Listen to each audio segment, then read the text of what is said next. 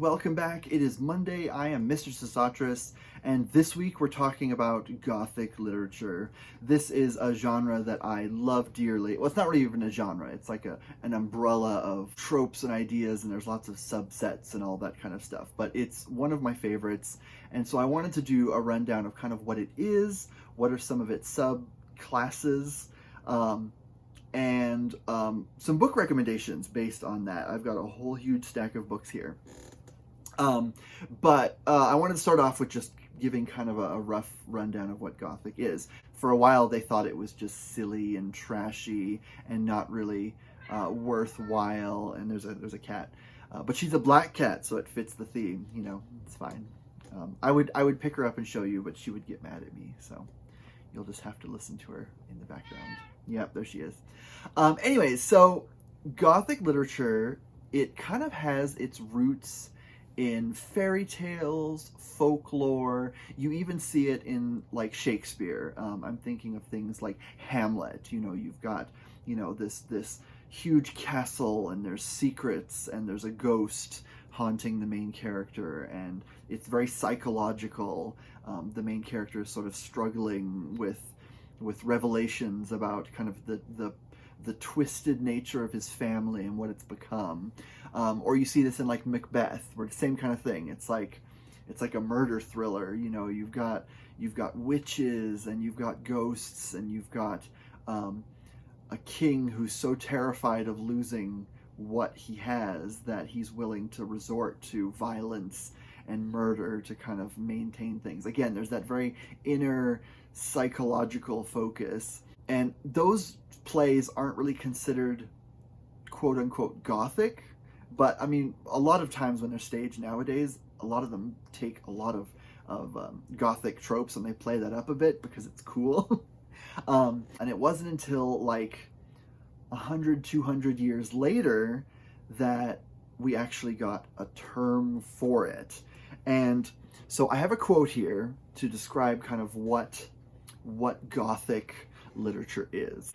In the most general terms, Gothic literature can be defined as writing that employs dark and picturesque scenery, startling and melodramatic narrative devices, and an overall atmosphere of exoticism, mystery, fear, and dread. And so the person who kind of coined the term is Horace Walpole, in his book, The Castle of Otranto, and this is a very short little one.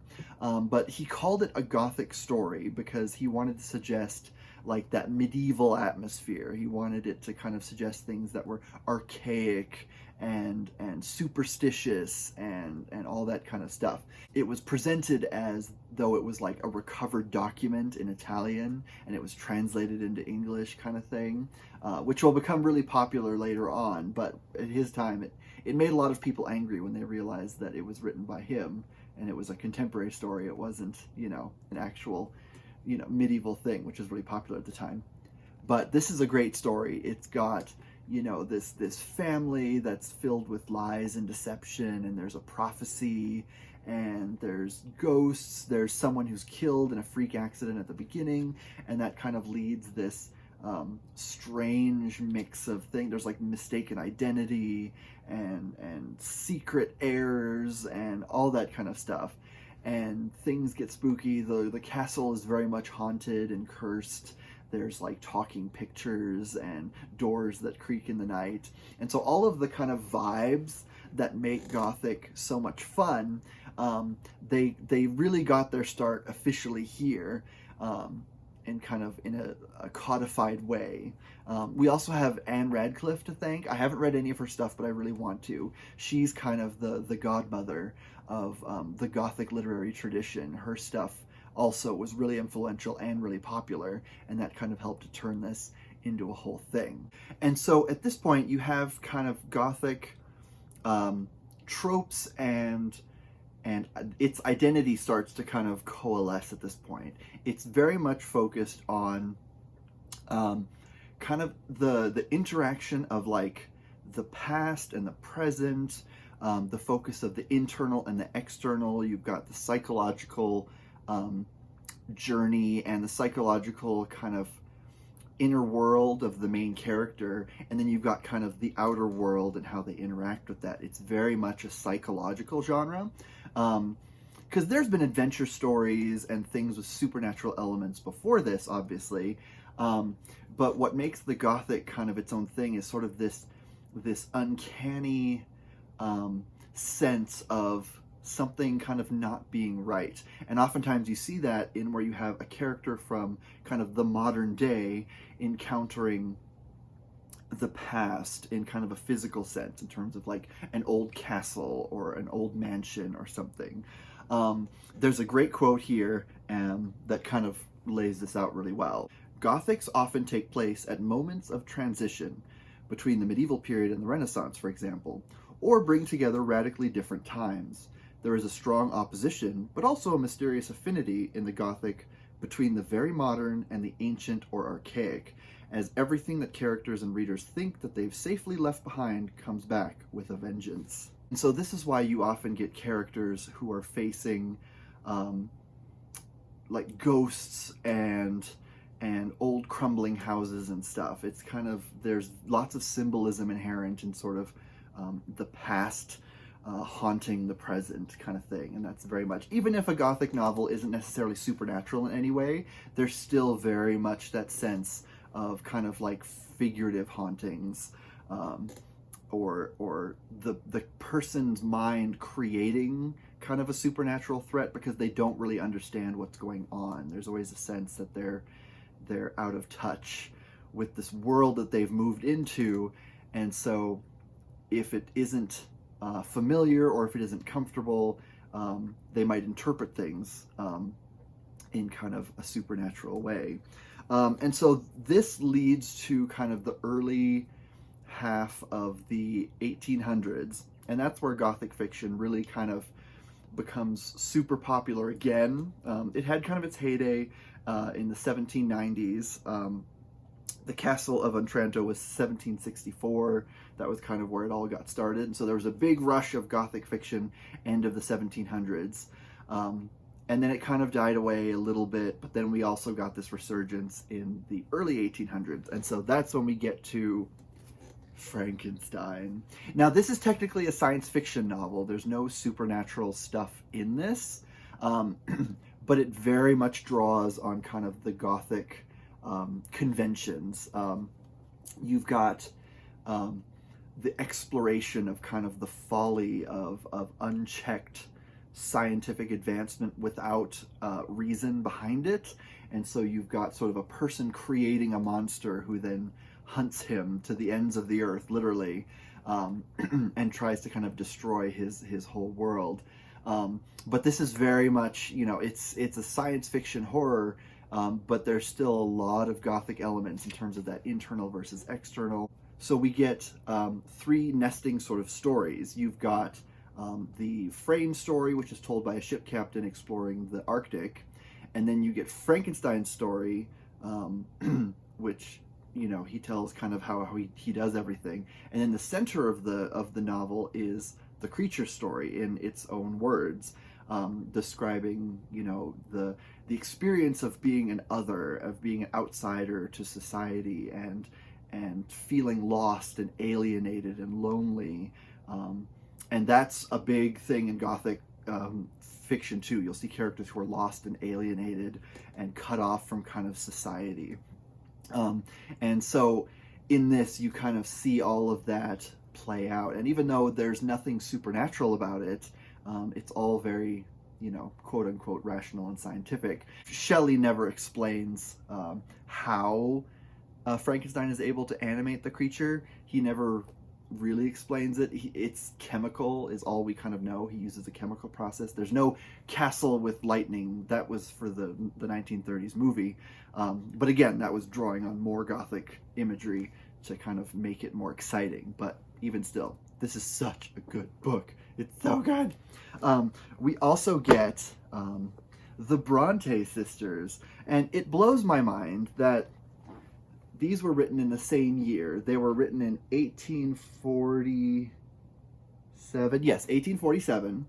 And like, imagine you and your sister, and they had a third sister who was also a writer, Anne Bronte, and like you both write a novel in 1 year, and it just happens to be like one of those like super amazing, incredible classics that's beloved for centuries after, and you just like both did it. Like, I don't get that. I wish the Bronte sisters had gotten a lot more recognition in their day, because they were amazing. Now, talking about Jane Eyre, this one is much more realistic. There's no supernatural elements in this one, but it's still very Gothic in that we get a look at kind of her interior world versus how she relates to other people. And so you also get this kind of faux haunting, this concept of the past haunting the present, where she moves into Rochester's huge mansion, which is again a very Gothic setting, and she feels like she's being haunted by something in the house, something creeping in the shadows, and it turns out to be, spoiler, Rochester's first wife, who he's kind of locked in an attic. It like the third floor, but like she's locked in an attic, and she's totally rejected and othered, and she doesn't have an identity of her own, and so she's kind of lashing out against Jane, who she sees as kind of usurping her position. And so you get this kind of sense of like this haunted house, even though there's no actual ghost. The ghost is Rochester's past mistakes, and I mean, in the end, he is kind of redeemed in a way, but it's still, I mean, the way that happens is a little sketchy. Like, the mad woman in the attic, her name's Bertha Mason. The mad woman in the attic gets a bad rap, and she deserves stuff, which is why you should read the book Wide Sargasso Sea, because it's her story from her point of view, and it's good. But anyways, we get kind of the Gothic interior, exterior, haunted by the past, this kind of thing. And then we also have Wuthering Heights by her sister, Emily Bronte. This is one of my favorite books ever. This one is much more leans into things. There's like a ghostly encounter near the beginning, and it's implied that it's just a nightmare that a character has, kind of inspired by reading the journals of the deceased Catherine. And he imagines that he's visited by her ghost on kind of a cold night. She comes to the window and is like reaching through. It's really genuinely scary. And I like to think that it's a real ghost, because Catherine and Heathcliff are such a messed up couple. They're so screwed up, and they're like toxic forever. So if they ever did die, they would become like the worst ghosts ever. So I like to think that the ghostly encounter in the beginning is real, but I think Emily wanted to suggest that it isn't really. But again, this one's got lots of atmosphere. You've got like the wild moors in northern England, right? That's where they are. And then you've got kind of Heathcliff, who's this like brooding Byronic figure. He's scary and dark and very handsome in a kind of spooky way. Heathcliff's great, but he's also super toxic, so don't fall in love with Heathcliff. He's the worst. But it's just like the atmosphere and the tension between kind of, again, the past and the present is just great, because Heathcliff at the beginning of the novel is haunted by all the awful stuff that's happened to him in his life, and then we flash back and we get to see kind of how that happened, and it's kind of like this male Cinderella gone bad kind of character, but so good, so good. And so that was kind of like the Gothic heyday, or like the first kind of revival of Gothic stuff. And there was other stuff. I'm just recommending things that I've read, but there's lots of other books out there, and you can find lists online. But that was kind of like the first Gothic resurgence. And then after this point, Gothic fiction became very common, and it became kind of like the popular fiction. It became almost like trashy, like pulp fiction kind of stuff that like everyone was reading. They were really cheap. Imagine like cheap paperbacks that didn't last very long, that kind of stuff. Lots of tropes, lots of kind of not a lot of innovation, but I mean there was here and there, but for the most part it just became kind of oversaturated, and everyone was like obsessed, and it became kind of silly until we get to the end of the 1800s. So at the end of the 1800s, we had another Gothic revival, and this is where vampires enter the scene. Now, vampires had appeared in literature before, but this is kind of where the most popular vampire Gothic elements got fused together in kind of a big way, and this is kind of where they sort of officially enter the scene as sort of the next big thing. And so you've got Carmilla by J. Sheridan Le Fanu, and this one is really interesting. This is 1872, and this one is it features a female vampire who goes after young women. And so you can see kind of where that's going. There's very obviously kind of a homoerotic subtext here, and it draws on everything that kind of makes kind of the Gothic fun. You've got like the castle and the creepy town and the mystery and, you know, the supernatural elements here. And this is another short one, so if you haven't read this one, this is a good atmospheric read. And I think this one is also like in the public domain now, so you can find it pretty easily online everywhere. But so again, you've got kind of that transgressive sexual undertone to the story. For the people at the time, it was very much kind of a forbidden sort of exploration of like the dark side of human nature, because it was the 1800s and they didn't know any better.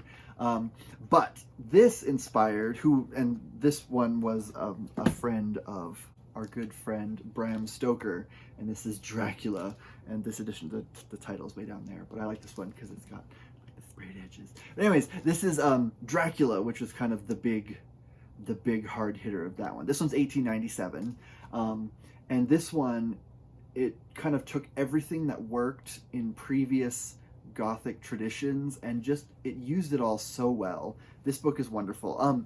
If you haven't, Dracula Daily, which kind of goes through this book in chronological order by like when the actual entries are written, because it's an epistolary novel, is going on right now. It started beginning of May, but you can get caught up pretty fast, and you can follow along. They did it last year, and it was so much fun. It goes from literally May to, I think, October, and every time someone posts a journal entry in here, you get an email from that day, so like on the actual day, so you go through Dracula in real time, and it's just great. But anyways, this one here, you also got like the past versus the present. You've got lots of modern technology, you know, the phonograph records. There's this clash between like the modern scientists and then Dracula, who's kind of associated with the old and the medieval, and he's kind of haunting the present. Then you've got Lucy, who is such a great character, and no movie adaptation has really ever done her justice, because Lucy is such a good, awesome character. And so if you haven't read this, definitely do it, because it really, no movie version has gotten close. The 1992 version is pretty close. They add in kind of the romantic forbidden love element that isn't in here, because the power couple in this book is Mina and Jonathan. They are amazing, and I love them so much. But we're getting off topic. But so the Gothic elements in this one, again, past haunting the present, the feeling of being out of touch and alienated from things. You've got Jonathan Harker, who spends a big part of this novel trapped in Dracula's castle. So you got this modern guy who's kind of been relegated to a very subservient role. He's almost like a kept man. And yes, I did imply that with all the subtext that goes with it.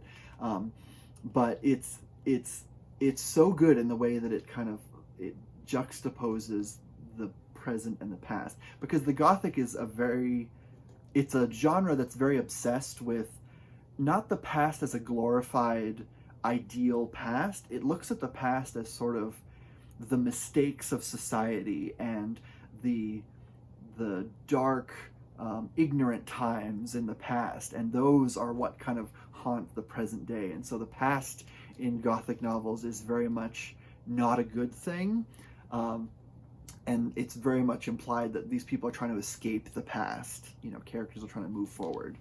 And so you've got that. So at the same time all of this is happening, America is also developing its own Gothic tradition, and it goes in kind of different, really cool ways.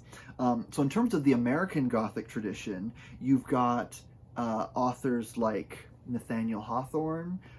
This is the Scarlet Letter, which has, I guess, some Gothic elements, but you really see that in his short stories. Think stories like The Minister's Black Veil, Young Goodman Brown, Rappaccini's Daughter, these kind of horror stories where you've got this clash between sort of, again, the modern American sensibility of let's move forward and you know, manifest destiny, facing like the real horrors of despair and isolation and privation in the new world, so to speak. And then you also get, of course, our dear friend Edgar Allan Poe, who, I mean, need I say more? He took the Gothic tradition and really took it in really cool ways. And you've got, again, that exploration of the internal, very psychological things like The Fall of the House of Usher, or Ligeia, or The Telltale Heart, or The Black Cat, or The Raven. It's very much kind of this sense of haunting and decay and being kind of out of touch with sort of like the rest of the world is moving on, but you can't because you're stuck and hung up on something that from your past that's pulling you back.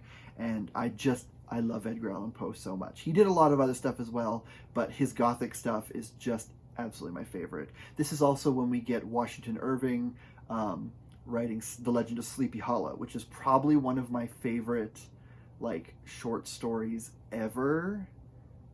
Yeah, I can say ever. Yeah. Sleepy Hollow is so great. The imagery of it, the just everything. The Puritans being haunted by kind of a revolutionary past, and it's so great. I love it so much. But I have a quote here that relates to kind of the American Gothic tradition and kind of what made it stand out. What critics do seem to agree on, however, is the way in which American Gothic texts in general have challenged the American dream narrative by consistently pointing out limitations and aberrations in the progressive belief in possibility and mobility. So American Gothic is very much kind of the anti-American dream stuff. It's, you know, like the American dream is all, you know, manifest destiny, moving forward, the West, taming the wilds, you know, everyone out for themselves, you know, the Old West kind of traditions, all that kind of stuff. The American Gothic is all about, like, what if what we're doing is wrong, or what if what we're doing is going to fail because the forces against us are just too strong.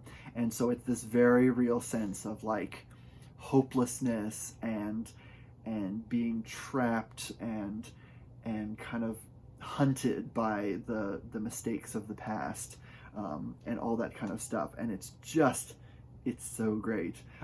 But the American Gothic tradition leads us into one of my favorite kind of subsets of the whole Gothic thing, and that's the Southern Gothic tradition. Now, the Southern Gothic tradition, what makes it so compelling is that it has a very real delineation in terms of past and present, and that's the Civil War. And so there's this very real sense of kind of the antebellum South as not an idealized past, but as sort of a naive past that was doomed to fail and doomed to crumble. And so you've got people living in the present day, you know, past that, in kind of a broken world, and there's not a lot of idealization of the past. A book like Gone with the Wind, for example, I wouldn't call that Southern Gothic in the least, even though it does dwell on kind of the effects of the post-war era and how, like, the effects it had on people. But that one very much idealizes the past. It sees that as sort of a perfect beautiful existence that was destroyed and how people had to kind of survive that. And also the Gone with the Wind has a lot of like white supremacist beliefs baked into it that's just not great. But Southern Gothic, what I really like about that is it very much looks at the past as, again, like the English Gothic tradition, it looks at the past as not a mistake, but as kind of something that couldn't really exist. It existed in people's minds, but that wasn't the reality. And the contrast of the things that mess people up is realizing that idealized past couldn't have existed, and now all you've got are sort of relics that just kind of stand as kind of a testament to sort of the failure of that ideal. Again, you've got like the breakdown of the American dream. And Southern Gothic stuff is so great. It's often really dark and weird, but it's just so interesting. I'm reading this one right now, actually, and this is Carson McCullers' The Heart is a Lonely Hunter. And this is very much a Southern Gothic novel. Now, when you think of like the cliche of Southern Gothic, you think of like bayou swamps and like creepy rundown mansions and spooky ghosts and all that kind of stuff. And you do see that, you know, in Southern Gothic, but in this one, it's very grounded in reality. You've got this sense of isolation and like society doesn't work. You know, you've got four characters, well actually five main characters, and they're all isolated and stuck. And none of them are able to really like move beyond where they are in this sort of small town. And you've got this kind of feeling of isolation. They try their best to make their life mean something, but they can't. They're all sort of trapped in this spiral where they kind of can't escape from it. And so you've got characters who have big dreams of changing the world, but none of them are really going to ever do that. They can't escape. Kind of the like society has sort of collapsed to the point where they can't escape, and they're trapped in kind of, you know, where they are forever. And it's kind of, I wouldn't call it a bleak novel, but it is a very sad novel. But it's really interesting so far. I've got like that much left. But you know, this is it's very psychological. There's not a ton of plot, but it's just this sense of this kind of crumbling town and the people in it who are kind of going to be trapped there forever kind of thing. And very, very cool. Now, with William Faulkner, who's a favorite of mine, he can be a little ridiculous, but I do have a ton of his novels. The Sound and the Fury is, again, very much, it's realistic. It's not, there's no supernatural stuff, but you really get to see kind of one of the big hallmarks of what makes Southern Gothic so compelling, and that's sort of the breakdown of the old plantation system. You've got this crumbling house, you've got this family who's falling apart, and each of the characters, again, they're stuck or they're trapped in fixations that keep them from moving forward. And so you've got four sections, each one's narrated by a different person, and the style of the narration reflects their mental state.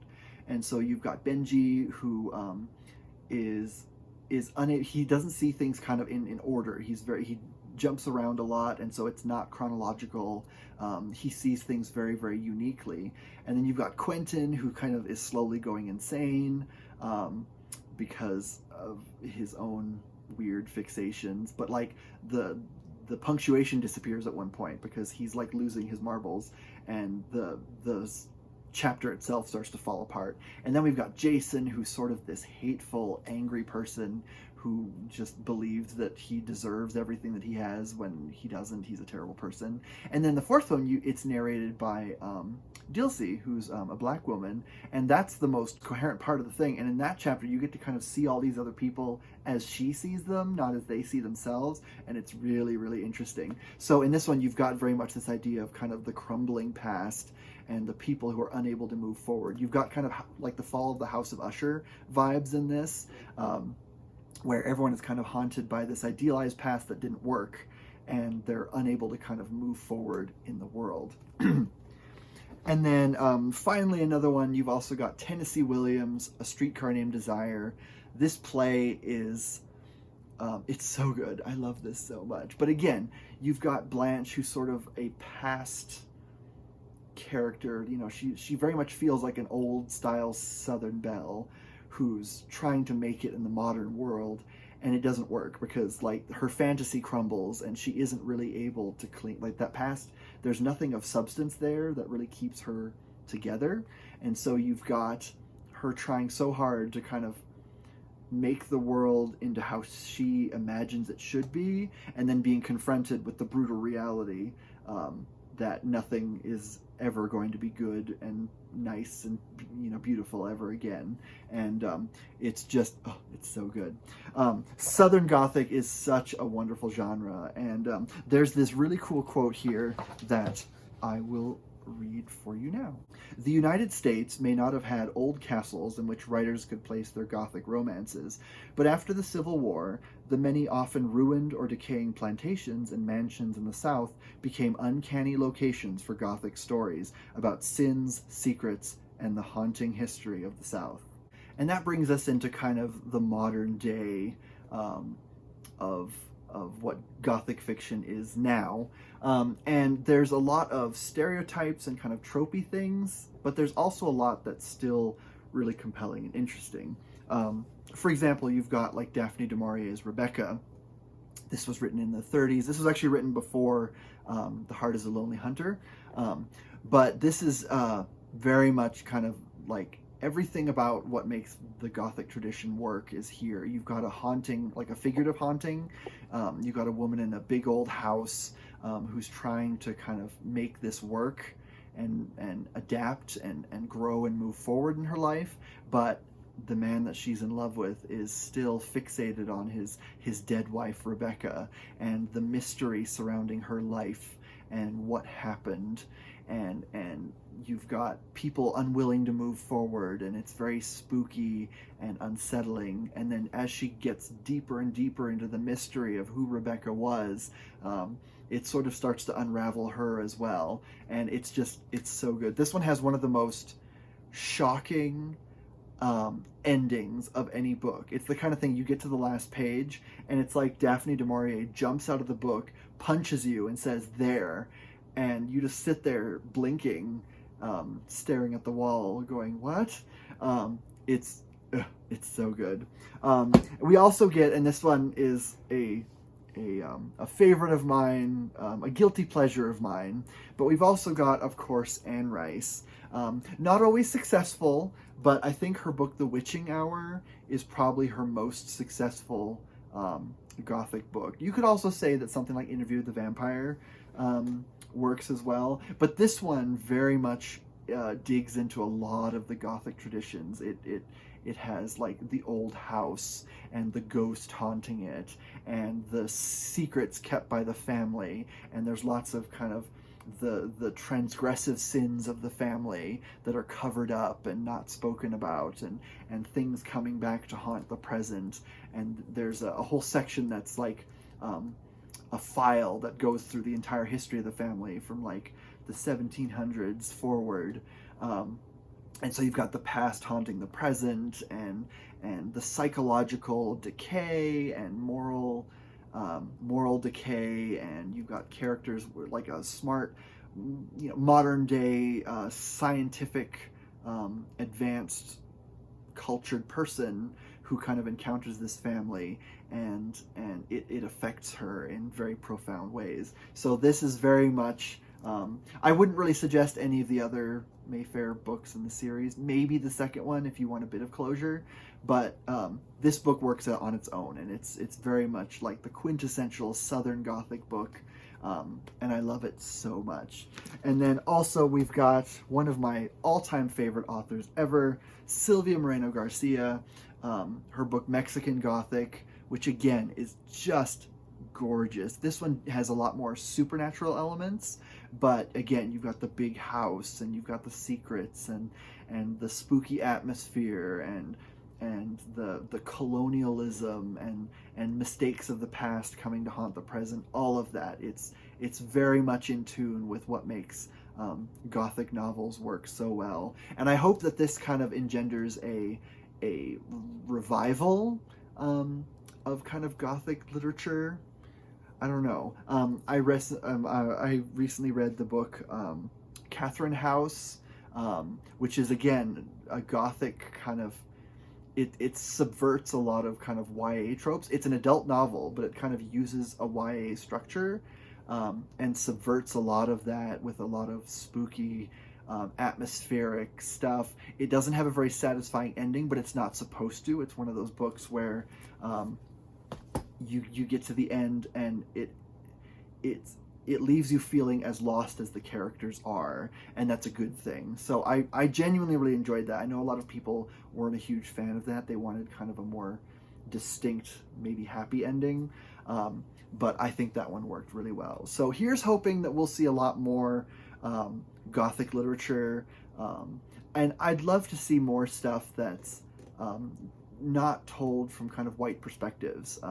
The Gothic tradition is very ripe for being filtered through other world experiences, and I'd love to see other people take a stab at it, and I'd love to read more stuff that kind of turns it on its head or explores it in new ways. There's so much stuff that's fun about Gothic, and I was always trying to think, like, what is it about Gothic literature that is so fun? And I think it's just, it lets you dig into what is holding society back. What are the things that people fixate on that destroy them? What are the things that that haunt us? Like, what are the things that we are most ashamed of? The stuff that comes back and keeps us from moving forward, because you see that in a lot of the Gothic stuff. And so I really love exploring that, and it's so much fun. So that is all for today. Thank you so much for watching. This is kind of a long one, but I had a lot of fun making it. So I will see you next week. In the meantime, have a good week. Bye.